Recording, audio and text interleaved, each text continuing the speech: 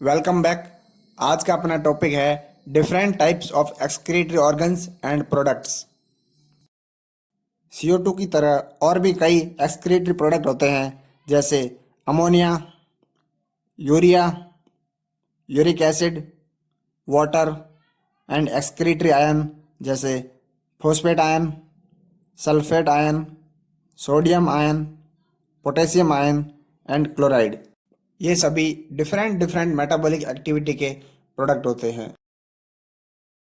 इन सभी metabolic waste के elimination के प्रोसेस को बोलते हैं एक्सक्रीशन। इन सभी एक्सक्रीटरी प्रोडक्ट में से अमोनिया, यूरिया और यूरिक एसिड नाइट्रोजनस वेस्ट होते हैं। अगर इन तीनों की बात करें तो इनमें से अमोनिया सबसे ज़्यादा टॉक्सिक होता है, इसलिए इसके एलिमिनेशन के लिए ज़्यादा पानी की ज़रूरत होती है या फिर वही ऑर्गेनिज्म एक्सक्रीट कर सकते हैं जो इनफ वाटर को हायर कर सकते हैं। Generally bony fishes, aquatic amphibians and aquatic insects ammonia को अमोनियन आयन के फॉर्म में अपने गिल्स या बॉडी सरफेस की हेल्प से डिफ्यूजन द्वारा एक्सक्रीट आउट करते हैं। जो ऑर्गेनिज्म अमोनिया एक्सक्रीट करते हैं उन्हें बोलते हैं अमोनोटेलिक और इस प्रोसेस को बोलते हैं अमोनोटेलिज्म। टेरेस्ट्रियल एनिमल के पास इनफ वाटर नहीं होता है, इसलिए वो अमोनिया एक्सक्रीट आउट नहीं कर सकते हैं, इसलिए वो अमोनिया को यूरिया और यूरिक एसिड में कन्वर्ट कर देते हैं, जिससे कि काफ़ी मात्रा में पानी का बचाव हो जाता है। Mammals including human, marine fishes और टेरेस्ट्रियल एम्फीबियंस यूरिया एक्सक्रीट करते हैं, इसलिए इन सभी ऑर्गेनिज्म को बोलते हैं यूरियोटेलिक और इस प्रोसेस को बोलते हैं यूरियोटेलिज्म। इन सभी एनिमल्स के लिवर में ऑर्निथिन साइकिल चलता है, जिससे अमोनिया को यूरिया में कन्वर्ट किया जाता है। ये यूरिया ब्लड के थ्रू किडनी में पहुंचता है, जहां पर ब्लड का फिल्ट्रेशन होता है और फाइनली एक्सक्रीट आउट हो जाता है। कुछ एनिमल्स में ऑस्मोलैरिटी मेंटेन करने के लिए कुछ यूरिया को किडनी की मैट्रिक्स में दोबारा रिटर्न कर लिया जाता है। सबसे कम टॉक्सिक नाइट्रोजनस वेस्ट है यूरिक एसिड। यूरिक एसिड के एक्सक्रीशन में बहुत कम पानी की जरूरत पड़ती है।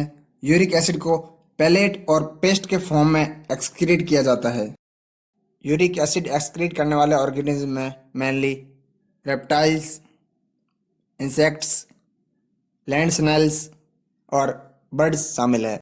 नाइट्रोजनस वेस्ट को यूरिक एसिड के फॉर्म में कन्वर्ट करने के कारण इन ऑर्गेनिज्म को बोलते हैं यूरिकोटेलिक एनिमल्स और इस प्रोसेस को बोलते हैं यूरिकोटेलिज्म। ये सभी एनिमल्स अलग अलग एक्सक्रीटरी प्रोडक्ट एक्सक्रीट करते हैं, इसलिए इनके एक्सक्रीटरी ऑर्गन भी अलग अलग होते हैं। प्रिमिटिव एनिमल्स यानी इनवर्टिब्रेट्स में सिंपल एक्सक्रीटरी ऑर्गन प्रेजेंट होते हैं, जैसे प्रोटोनेफ्रिडिया या फ्लैम सेल, जबकि एडवांस ऑर्गेनिज्म में यानी वर्टिब्रेट्स में यह प्रोसेस कॉम्प्लेक्स ऑर्गन्स किडनी की हेल्प से किया जाता है। प्लेटीहेल्मिन्थस, रोटिफर्स, सिफेलोकॉर्डेटा और कुछ एनिलिड्स में फ्लैम सेल या प्रोटोनेफ्रिडिया प्रेजेंट होते हैं। एक्सक्रीशन के अलावा ये सेल्स एक और इम्पोर्टेंट काम करते हैं, ऑस्मोरेगुलेशन।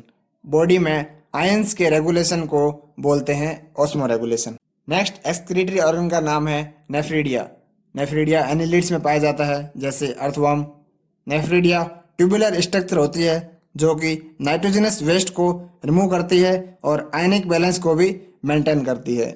नेक्स्ट स्ट्रक्चर है माल्फिजियन ट्यूब्यूल, जो कि आर्थ्रोपोड्स जैसे इंसेक्टा और अरेक्निडा में प्रेजेंट होते हैं। ये ट्यूबुलर स्ट्रक्चर होते हैं जो कि एक्सक्रीशन के साथ साथ ऑस्मोरेगुलेशन का काम भी करते हैं। एंटिनल ग्लैंड या ग्रीन ग्लैंड क्रस्टेशियन जैसे कि क्रैब्स और क्रेफिश में एक्सक्रीटरी ऑर्गन होते हैं। एक्सक्रीशन के साथ साथ ये भी ऑस्मोरेगुलेशन में हेल्प करते हैं।